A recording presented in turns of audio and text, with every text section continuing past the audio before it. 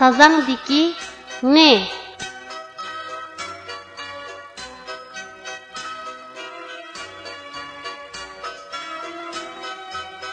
Bu harfning talaffuz qilinishi bundoq. Ne.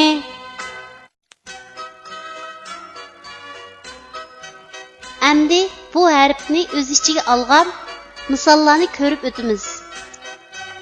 Ne'ning beshidan ulindigan shakli. Misol sangza. Ne'ning bosh va oyog'idan ulindigan shakli. Misol yingma. Ne'ning oyog'idan ulindigan shakli. Misol xasing. Ne'ning ayrim shakli. Misol yang.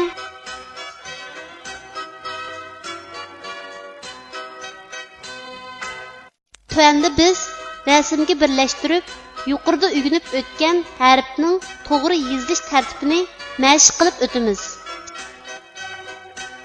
Sangza ne harfining beshidan ulinib keladigan shaklning yozilish tartibi.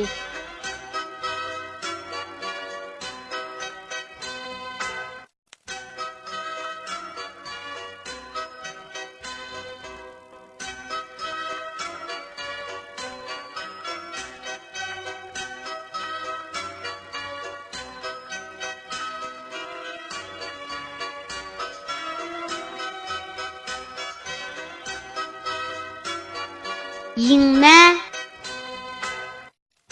ne harfining bosh va oyog'idan ulinib keladigan shaklning yozilish tartibi.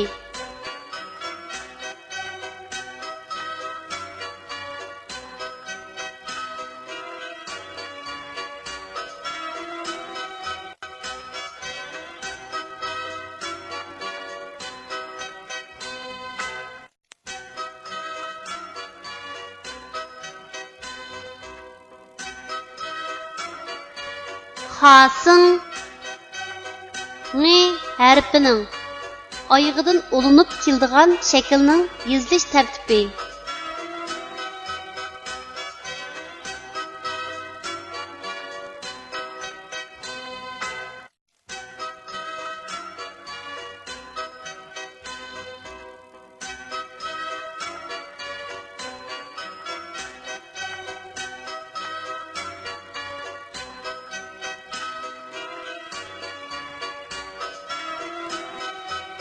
Yang ne harfining ayrim shaklining yozilish tartibi.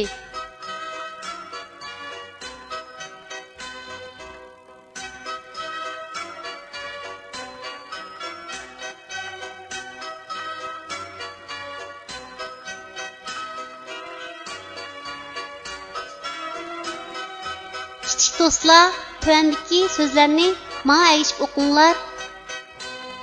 Ya, ngak, yangak, ye, ne, yene, sing, ling, singling, sang, za, sangza, ya, lang, yalang, bu, lung, bulung, ga, zang, gazang, pa, rang, parang,